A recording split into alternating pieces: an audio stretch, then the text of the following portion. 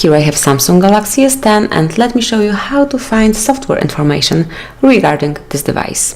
So at the very beginning, open the list of all apps, find and pick the settings, scroll down to the very bottom of the list and pick the last icon, which is About Phone. And now by tapping on software information, you will be able to see the currently installed Android version, baseband version, kernel version, build number and many other info. So as you can see, here are all details regarding your software, so the Android version, the kernel version, build number, Knox version and all the others. So you can check all of them here. So that's it. Thank you for watching. Please subscribe our channel and leave the thumbs up.